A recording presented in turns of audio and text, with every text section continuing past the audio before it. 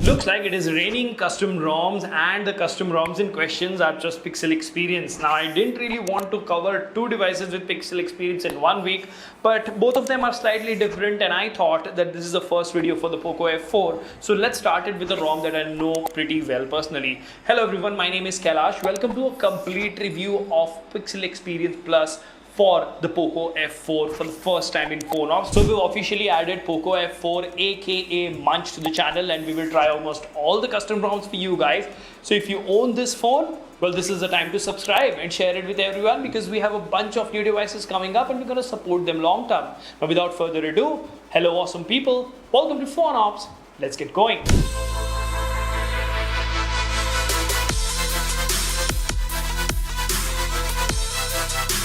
So let's see what we have here. We have Pixel Experience 13 official Android 13 updated on the 14th of August 2023. Looks like these were released on the same day for multiple devices. Now there is a change log that is mentioned. That is the first thing. So let's go ahead and try that. And mind you, this is the plus version that we are using. And I've been on this ROM on this device for the last 3 to 4 days. So you will get an extensive review. Stay tuned till the end of the video, because that's where the benchmarks are. Now, as you can see over here, well, we have the MD5, it was released in the morning. August security patch, big highlight. Pixel Launcher ASI drain fixed. Now, this has been updated for a lot of devices, so I think it was a common problem with the code and they have fixed it. Shipped with Lineage OS Plus kernel. Okay, so that is for this device.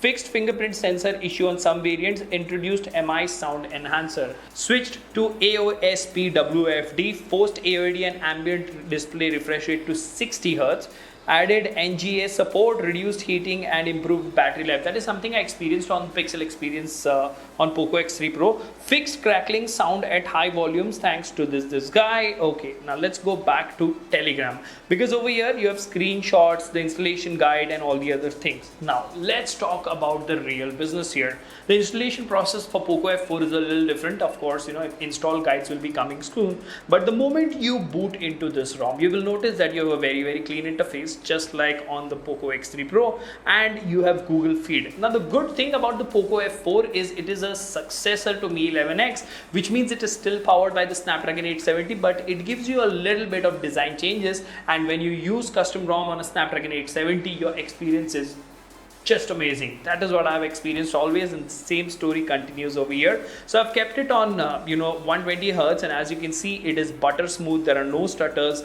no jitters. It doesn't even feel like a custom ROM. Now you do get Google messaging and Google phone over here with the call recording announcement, and there is a fix for that. But if you long press over here, you do have wallpaper in style, and you can go ahead and enable themed icons. You can change the device controls, that is the shortcuts from the lock screen, and you have the app grid customization that is available here as well.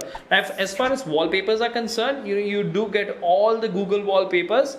So curated culture is present as well, and as you can see, it looks ever so colorful is what curated culture looks like. So let's go ahead and set up a curated culture wallpaper, because I like that. And the moment you boot to the home screen, bam, it looks different with these themed icons. It looks really neat. Now I don't understand one thing about themed icons. Why is Google not able to fix it?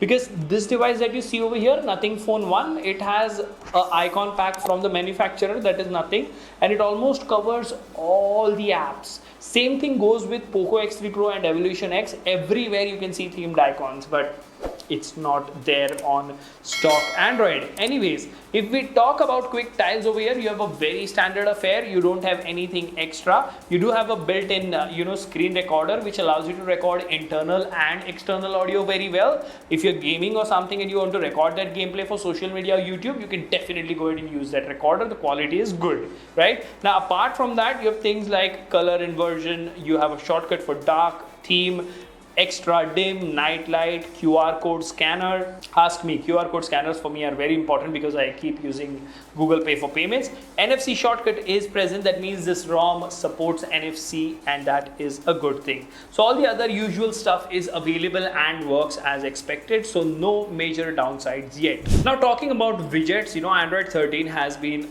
a home for good enough widgets. As you can see, all the standard widgets of Android 13 are available, and I'm just amazed how smoothly a Snapdragon 870 handles custom ROMs. I really love the way it handles all the custom ROMs, be it the GT Neo 3T, be it the Poco F4 or the F3. All these three 870 powered devices are doing a splendid job as far as custom ROMs are concerned.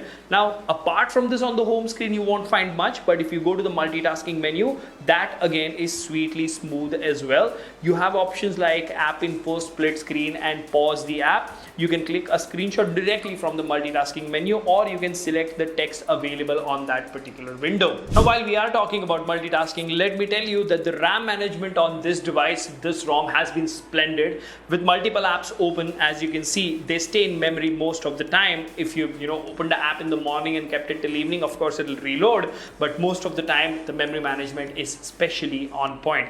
Now, if we talk about the apps included in Pixel Experience Plus for the Poco F4, there are not many applications that are included. It's a complete bloat-free experience, and what you can see here, the camera app is extremely similar to what you see on the Poco X3 Pro. Now, I did click some pictures of the Nothing Phone 1 here and there, and it did a pretty decent job, but I've not done an out-and-out camera test.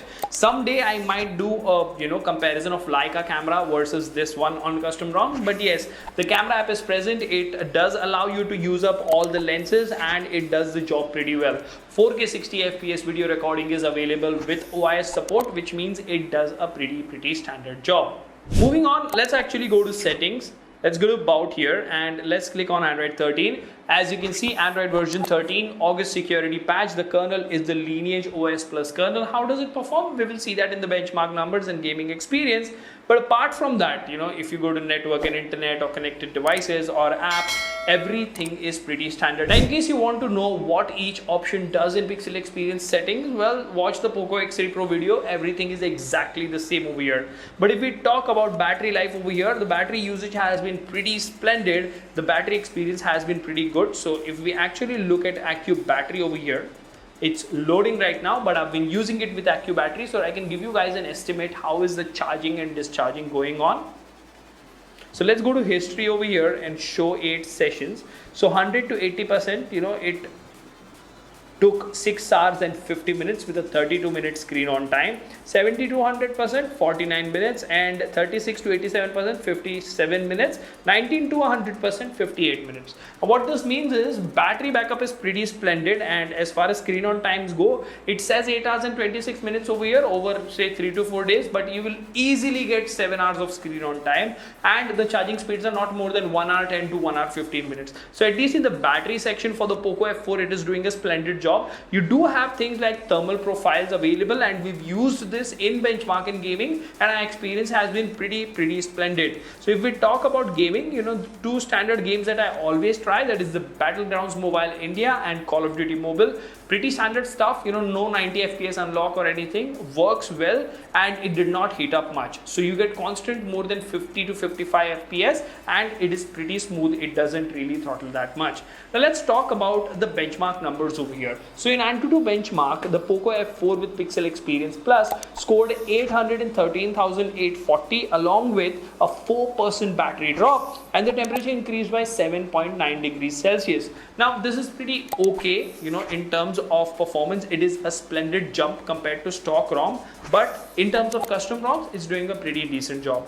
Now let's talk about Google Photos, in which you of course get unlimited storage, and if we talk about screenshots, you can see it just throttled to 91% with an average score of 251,549 GIPS and a maximum score of 267,038 GIPS. Now the same story continues in Geekbench, that is 1287 single core and 3351 multi-core. So the Lineage OS Plus kernel is doing a splendid job as far as performance is concerned. Pixel Experience as a whole is doing great in the battery department and the UI smoothness department. The camera doesn't require you to install a third-party camera most of the time. But if you want a custom experience like Gcam, you can install Gcam and the APK. So all in all, if you ask me how was my experience using a custom ROM on Poco F4, did I miss MIUI? I did not. And on this AOSP experience with Pixel Experience Plus, it's really good. So if you own a Poco F4, I think you should try this ROM. It is worth the hassle of unlocking the bootloader and backing up and restoring the data. I'll see you in the next one. Keep smiling. Take care. Goodbye.